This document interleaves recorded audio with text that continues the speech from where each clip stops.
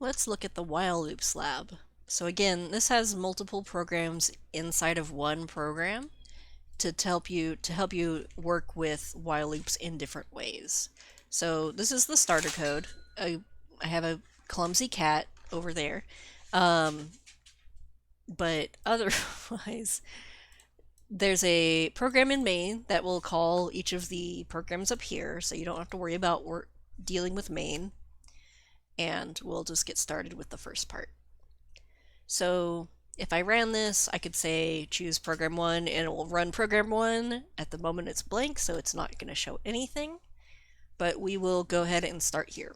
First, we want to create a loop that will display the numbers 0 through 20 to the screen. And then I have reference information. So the idea is maybe try to figure it out yourself first. See if you can kind of figure out how to do that. If you run into a wall, there's these hints, and then down here I just have the program flow. So when we want to loop, we want to think about, okay, we're starting at 0, so we're going to need a variable because it's going to start at 0 and count up to 20. So let's create an integer, and we can name it count, if the programming thing will let me. Okay. So from there, we could output count, and then do count plus plus, and then output count again, and then count plus plus, and then output count again, and so on. So that will give us a few numbers, but if we kept doing this over and over, we'd eventually get what we wanted, but that's a lot of duplicate code. We don't want the duplicate code. Since we're seeing the same thing so much, that kind of tells us that we can use a loop here. So while something is true, we're going to continue displaying the number. We want to keep looping and adding to the number. Don't know what the condition is yet. I'm going to put true in here, and it's going to give me an infinite loop, but we'll see this. Also, I'm going to add a space so you can kind of see each number. So we'll have it output text. It'll output numbers. But it's going much above 20. We don't want it to go above 20. So how do we get it to stop at 20? Well, when count has equaled 20, we want it to stop. Or after that, we want it to display 20. So in this case, let's see. While count is not 21, then we want to display things to the screen. So we could say while count is not 21, we could do that. That'll give us the output we want. We could also say while count is less than 21, just in case if we were adding by 2 each time, this might be what we want to do.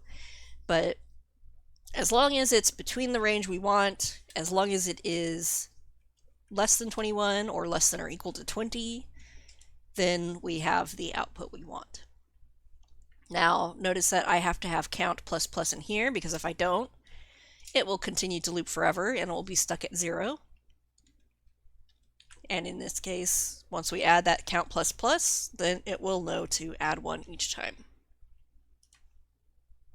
Okay, so the while loop lab 2 is similar, except instead of going up by 1 each time, we're going to multiply up. And again, there is some reference information about how different operators work, such as the increment operator, which adds 1 to the variable, decrement operator, or we could do a multiplication, which is what we want. So we're starting count here at 1, because if we multiplied by 0, everything would be 0. We'll just kind of start here and figure it out.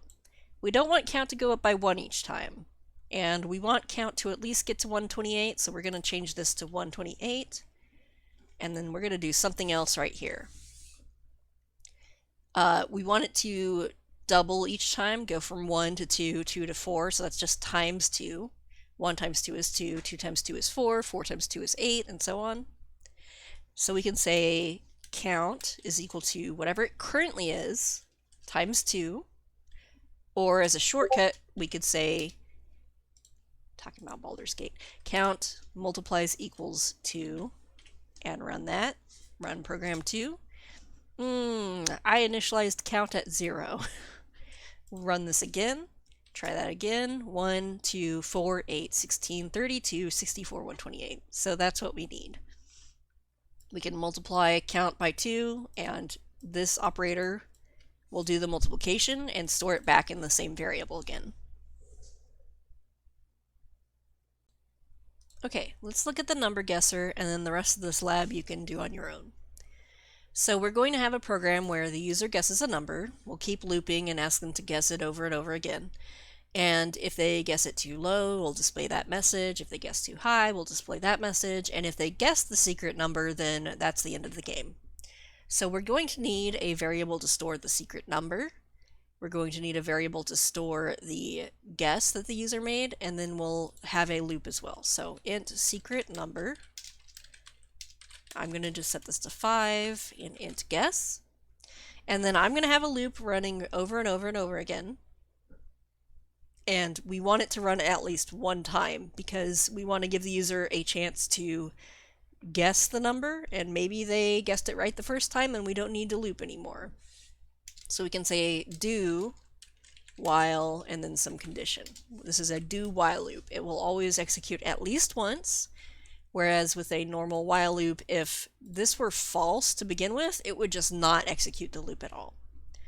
So inside the loop, we'll do that condition in a moment. We'll say enter your guess, and then we'll figure out if their guess is too high or too low. So if guess is greater than secret number, we'll tell them too high. Else if guess is less than the secret number, we'll tell them too low.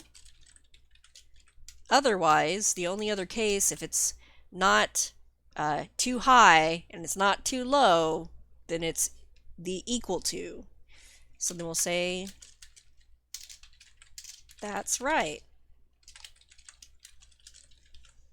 And then we would want to end the game.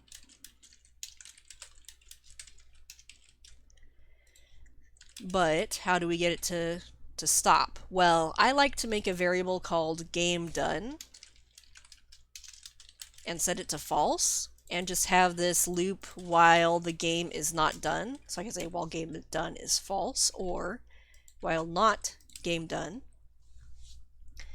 And then that way, I could, if I had different states that could cause the game to end, like if you run out of guesses, I could set game done to true, or if you get it right, I can set game done to true. At the moment, we only really have one way for the program to end, and so we'll just in here say game done is true once they've guessed the correct number. So we are going to run this. We'll test out number 3. My guess, 9, too high, 1, too low, 5, that's right, and then it gets a game over. So that way we can give the user feedback each time we get their input, and then we make sure to keep looping until the game is over. We could add on like the amount of tries left, and give them 3 tries, and then subtract this. So then if they ran out of tries, if it was equal to 0, then we could say, oh, well, you're out of tries. And then also set game done to true. So this would be like the main game stuff. Did they guess it right or not? But then let's say I just guessed 9 a bunch of times and I've ran out of tries. You're out of tries. Game over. So then that would be like a bad end. Okay, so that's all for what we're doing of this lab in the video. And then there are 3 more parts: an input validator, a raise program, actually, oh yeah, and a summation. So those, try to figure out on your own, read through the documentation. If it helps, maybe draw it out on paper to try to figure out the steps. But otherwise, that is the while loops lab.